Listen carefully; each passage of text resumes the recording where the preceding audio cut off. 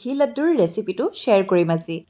খাবলৈ সোৱাদ লগা নাৰিকল মিঠৈৰ লাড্ডুটোৰ নিচিনাই টেষ্টটো অলপ হয়। কেনেকৈ এই লাড্ডুটো বনালোঁ তাকে একদম ষ্টেপ বাই ষ্টেপ দেখাম। গতিকে আহক ভিডিঅ'টো ষ্টাৰ্ট কৰোঁ। ঘি লাড্ডুৰ মেইন ইনগ্ৰিডিয়েণ্টটো হৈছে লকৰি, আৰু এইখিনি লকৰি মই ক'ৰ পৰা উৎপন্ন কৰিলোঁ বা ক'ৰ পৰা পালোঁ সেইটো হৈছে মেইন কথা। এতিয়া আহক জানো এই লকৰিখিনি কেনেকৈ বনালোঁ। গাখীৰৰ সৰ এসোপামান কালেক্ট কৰা হৈছে, কমেও 2টা বাচন ফুল। তাৰ পাছত গাখীৰৰ সৰৰ পৰা এতিয়া এয়া ঘি উৎপন্ন হৈ আছে। এনেকৈ কণ্টিনিউৱাছলি লৰাই যাব লাগিব, কমেও আধা ঘণ্টাতকৈ বেছি এনেকৈ লৰাই থকা হৈছে। আৰু তাৰপিছত এয়া দেখিব পাৰিছে ওপৰত তেল জমা খাইছে, এই তেলখিনিয়ে হৈছে ঘি।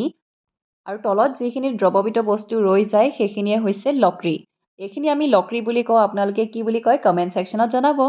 তলত ঘিখিনি ভালদৰে চেকি লোৱা হৈছে আৰু ওপৰত এই কাপোৰখনতে জম খাইছে লকৰিখিনি, আৰু সেইখিনিৰে এই সোৱাদ লগা লাড্ডু মিঠাইটো বনাম। এইখিনি হৈছে ঘি, দেখিছে নহয় কিমানখিনি ঘি উৎপন্ন হ'ল। আৰু এই লকৰিখিনিৰে এতিয়া আমি এই মিঠাইটো বনাম।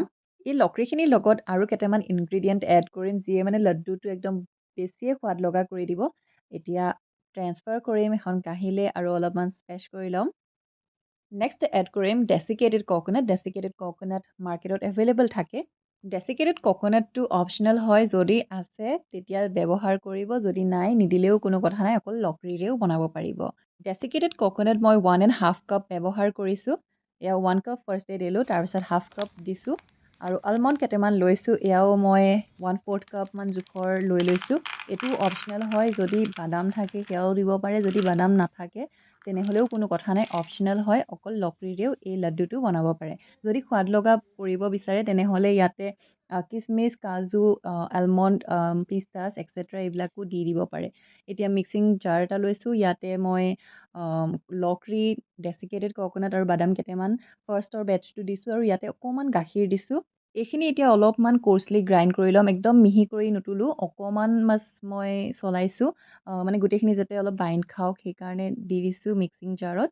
নেক্সট ইম্পৰ্টেণ্ট ইনগ্ৰিডিয়েণ্টটো হৈছে জেগৰী, আৰু ইয়াতে মই যিমান প্ৰপৰ্শ্যন মোক লাগে সিমানখিনি জোখৰ লৈ লৈছোঁ। যিমানখিনি মানে আপুনি লকৰি আৰু বাকী ইনগ্ৰিডিয়েণ্টছখিনি লয় সেই মৰ্মে জেগৰীখিনিৰ প্ৰপৰ্শ্যনটো ল'ব। যিমান কম বেছ আপোনালোকে মিঠাটো খায় সেইমতে ল'ব।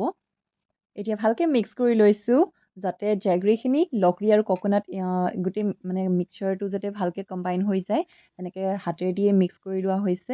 গেছৰ ফ্লেমটো অন কৰি দিছোঁ, একদম ল'ত ৰাখিছোঁ, আৰু এনেকৈ কণ্টিনিউৱাছলি লৰাই যাম। কমেও 25 to 35 মিনিটমান এনেকৈ কণ্টিনিউৱাছলি লৰাই যাব লাগিব। আধা ঘণ্টাতকৈ বেছি হ'ল, আৰু এয়া দেখিব পাৰিছে জেগৰীখিনি আৰু বাকী মিক্সাৰখিনিৰ লগত ধুনীয়াকৈ কম্বাইন খাই এয়া কেৰাহীৰ পৰা বস্তুখিনি এনেকৈ উঠি আহিছে, মানে আমাৰ ধুনীয়াকৈ লাড্ডুখিনি হৈ গৈছেগৈ।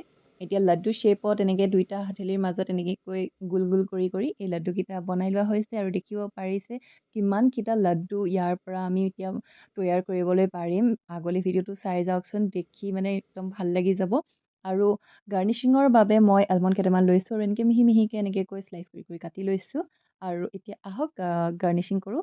ফাৰ্ষ্টে প্লেটখনত মই ডেচিকেটেড ককোনাট অকণমান স্প্ৰিংকল কৰি লৈছোঁ, আৰু এয়া দেখিছে নহয় কিমানকেইটা মানে একদম টেষ্টি লাড্ডু আমাৰ হৈ গৈছে। আৰু এতিয়া আহক অলপমান ডেক'ৰেশ্যন কৰোঁ।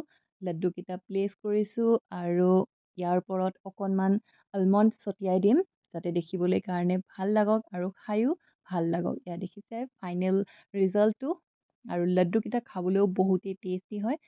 কোনে কোনে বনাইছে বাৰু কমেণ্টত জনাবচোন, আৰু যদি বনোৱা নাই তেনেহ'লে ট্ৰাই কৰি চাব। গাখীৰৰ সৰৰ পৰা উৎপন্ন হোৱা লকৰিৰে এয়া ধুনীয়া সোৱাদ লগা মিঠাই লাড্ডু আপোনালোকে ঘৰতে বনাই খাব পাৰিব।